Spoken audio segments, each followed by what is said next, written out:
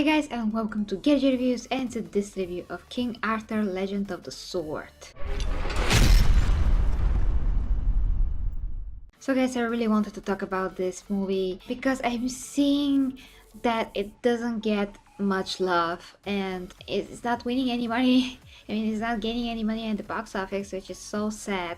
So I went and saw it and I was very pleasantly surprised. I mean, I didn't expect the movie to be bad or anything like that, but I was wondering if it's some kind of a thing like, you know, the movie with The Rock or the previous movie, Hercules, I mean, that came the same year with that movie with The Rock, and those movies were, for me, very poorly made and it just didn't buy anything that was happening, just didn't connect to the characters. Everything was very superficially done to me, but they were done like you were supposed to care, but there was no substance to anything.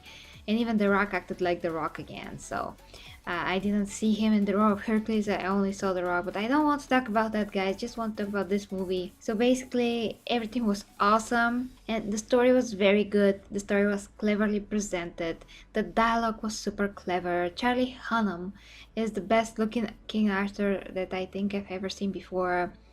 You know, physically and he got in an amazing shape for this role. He looks amazing. He looks like he has the stature to play a king, with the broad shoulders and just the way that the posture, the way that he stands.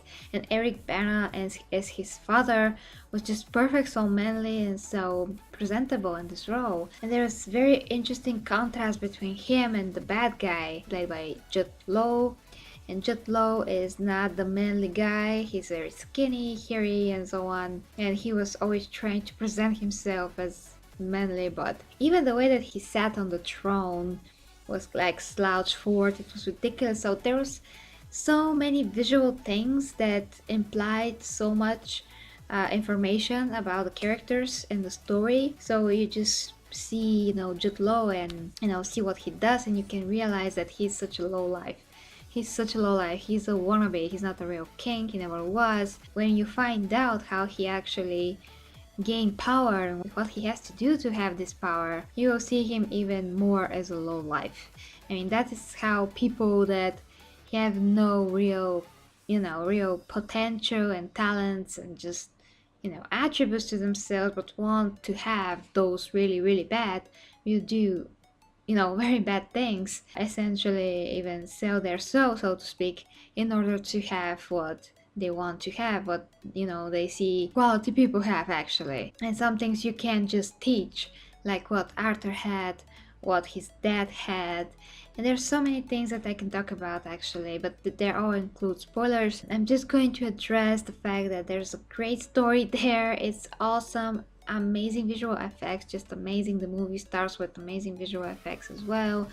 Very big scene, very impressive scene, and then the way that they told the story, everything was understandable, everything was pretty cool. I could connect to all the characters all the time. I could connect to Arthur and understand him, see what stress he had to live through and how he remembered about his dad and the magic of the sword, how the sword was created, how the sword was put into the stone. I mean, I have a guy friend that said, like, I watched a lot of King Arthur's movies, I don't need to see this one, but this one is very, very different. It approaches the story in a very cool way, a modern and original way, you can say. I enjoyed every minute, every second of this movie, and I really have to say something really big here. If I have to compare my movie-going experience, seeing the movie by itself, because my movie-going experience included also my buddy Helzo from the channel Disgustings. I mean, I always, of course, with my boyfriend,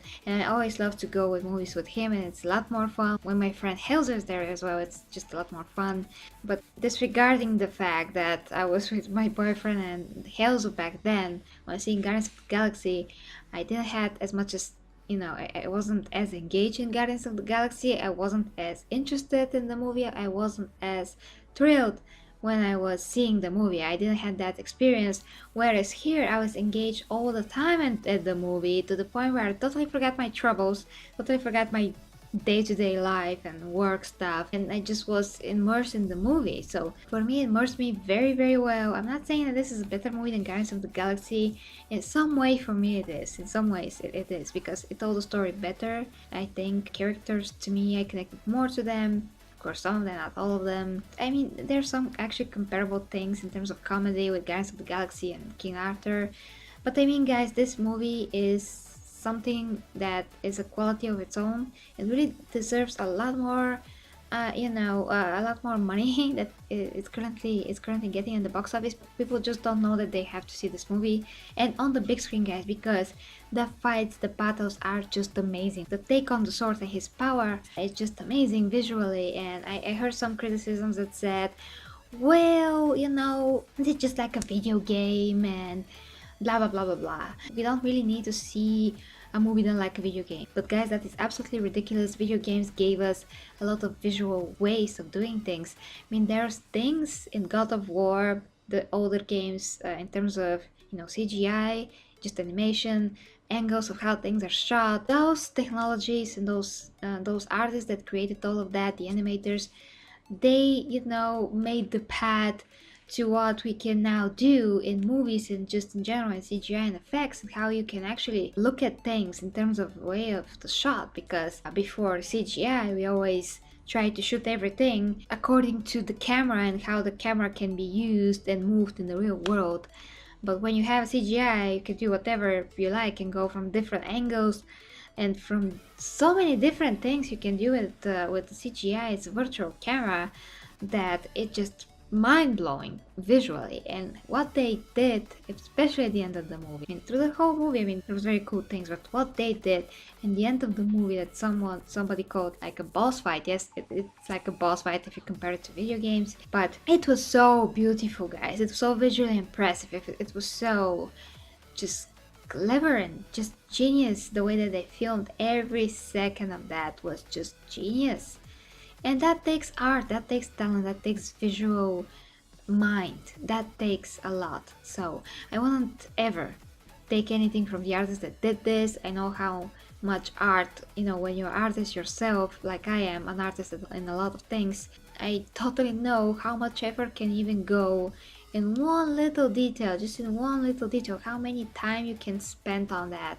And I just can't begin to even explain how much time can this kind of a scene just took.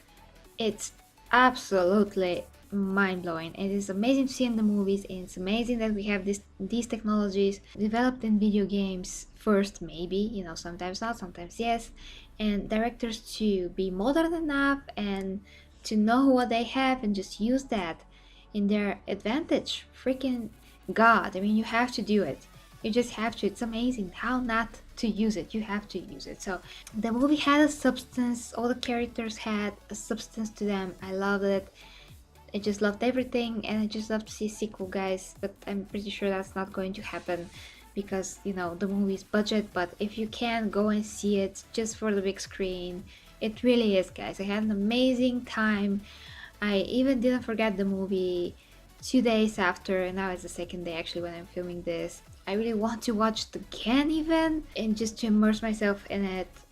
It was one of those things that I probably will remember a long time. Like Troy, I mean, it's not a movie like Troy, it's a different kind of a film, but it's a quality, strong movie in terms of entertainment, story, and everything pretty much. I mean, it's not super serious, strong kind of a movie. That's that kind of a strong, but yeah, it is a solid film, guys. It is a solid movie, and I really think that it deserves a lot more. Just don't want to see it lose. And Charlie Hunnam is really a lot more gifted as an actor, in my opinion, that a lot of people, give him praise for. And of course, Jude Law is great. Eric Bana was just amazing. I just wish he was more in the movie because he's just brilliant for King roles. When he was Hector in Troy, he was just brilliant, and now he's just so brilliant, and he aged very well. He almost actually didn't age. He looks amazing, and he has this stature and just you know, like a real manly presence on screen, and not everybody has that. So yeah, that is, guys. And of course, Charlie Hunnam also has a really manly presence on screen, and he's a super badass in this movie, and he knows how to, you know, physically act everything, and in general, just awesome. And it has great comedy, and at the same time the movie is very serious, and there's a lot of real stakes, real things on the line. The only minus that I actually can think of is that the movie kind of climaxed too fast. I didn't expect that. Kind of expected that there's going to be something more, well, you know, before the big battle at the end. I thought that there's going to be some give and take between him and his uncle, but there was not really, and everything just went directly to him, and everything was pretty much, yeah, I mean, the fight happened, so that's not a spoiler, it's just that it happened. You know, the climax of the movie was kind of premature, you can say. But other than that, everything was pretty awesome, guys. I really wish that this movie actually was longer, so I can see a little bit more of their, you know, give and take. One does something and the other responds with some action, and then, you know, the build up and the build up, and then they really, you know, clash and the movie ends. And yeah, but that didn't happen. Okay, guys, so basically that's it. That's my review. If I have to give it some kind of rating, and I really should, I would say that King Arthur is, I think, around 9 out of 10, and that's a 9 out of 10 for swords and fairy tales kind of a movie, so to speak, legends and all of that. So for a sword warrior type of a movie, it's a 9 out of 10 for me. Please check me out on social media, Instagram, Facebook, Twitter, everything is down below in the description. And of course, if you're interested, my T-Chip stores for t-shirts, I have to update those to make new designs, but I just can't catch a break. If I can, I will work on those. So guys, let me know what you think in the comments as always. Thank you very much. Until next time with Get It Reviews.